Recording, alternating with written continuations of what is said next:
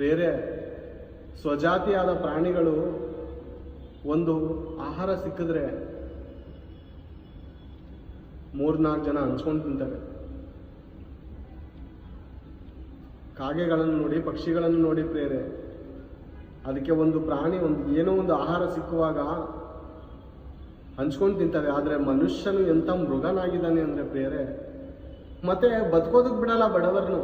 ಇನ್ನೂ ಬೇಕು, ಇನ್ನೂ ದೋಚ್ಕೋಬೇಕು ಅಂತ ಬಡವರದ್ದು ಇದ್ದಿದ್ದು ದೋಚ್ಕೋತಾ ಇದ್ದಾನೆ ಈ ಮನುಷ್ಯ.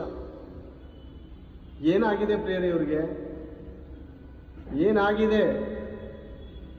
ಈ ದೇಹಕ್ಕೆ ಎಂಥ ಒಳ್ಳೆ ಬಟ್ಟೆ ಹಾಕಿದ್ರು ಇದು ಹೋಗೋದು ಅಗ್ನಿಕೊಂಡಕ್ಕೆ, ಬೆಂಕಿಲಿ ಸುಡ್ತಾರೆ ಅಥವಾ ಮಣ್ಣಲ್ಲಿ ಹಾಕ್ತಾರೆ.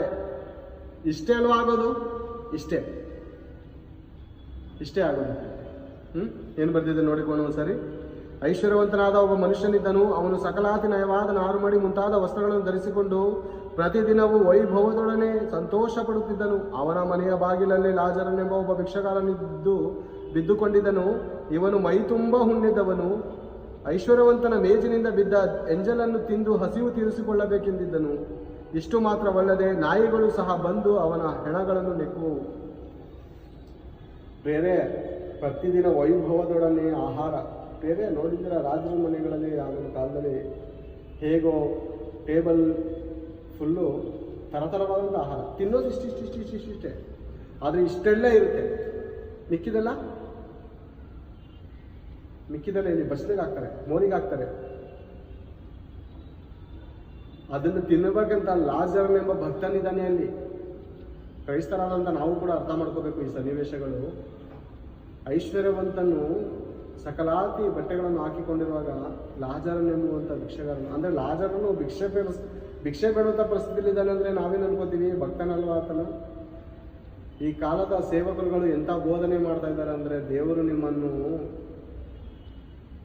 ಆಶೀರ್ವಾದ ಮಾಡಿದ್ದಾನೆ ಅಂದರೆ ಏನು ಅನ್ಕೋಬೇಕು? ಮನೆ ಇರಬೇಕು, ಕಾರ್ ಇರಬೇಕು, ಒಳ್ಳೊಳ್ಳೆ ಬಟ್ಟೆಗಳನ್ನು ಹಾಕ್ಬೇಕಂತ ನೀವು ಹೇಳ್ತೀರಾ. ಇಲ್ಲಿ ಲಾಜರನೆಂಬುವಂಥ ಭಿಕ್ಷೆಗಾರನು ಏನಾಗಿದ್ದಾನೆ ಪರಿಸ್ಥಿತಿ ಅಂದರೆ, ಇವನು ಆಶೀರ್ವಾದಿಸಲ್ಪಟ್ಟವನಲ್ವ. ಅಂದರೆ ಬೇರೆ ಎಲ್ಲ ಉಲ್ಟಾ ಬೇರೆ ಇವರು. ಯಾಕಂದರೆ ಇವ್ರ ಹತ್ರ ಇದೆ, ಇವ್ರ ಹತ್ರ ದೋಚ್ಕೊಂಡಿರೋಂಥ ಹಣ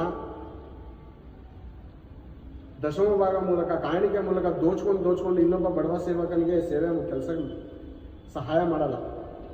ಎಷ್ಟೋ ಜನ ಸೈಕಲ್ ಹೊಡ್ಕೊಂಡು ಪೈಂಟ್ ಮೂಲಕ ವಾಕ್ಯಗಳನ್ನು ಬರೆಯುವಂಥ ನಿಜವಾದ ಭಕ್ತರು, ನಿಜವಾದ ದೇವರ ಮಕ್ಕಳಿದ್ದಾರೆ.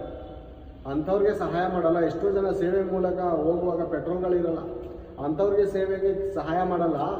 ಇದ್ದದ್ದನ್ನೆಲ್ಲ ದೇವರು ನಮಗೇನೆ ಆಶೀರ್ವಾದಿಸಿದ್ದಾರೆ ಅಂತ ನಮ್ಮ ನೆರೆಯವನನ್ನು ನಮ್ಮಂತೆ ಪ್ರೀತಿಸದೆ ಇದ್ದದ್ದನ್ನೆಲ್ಲ ದೋಚ್ಕೊಂಡು ನಮ್ಮ ಮಕ್ಕಳಿಗೆ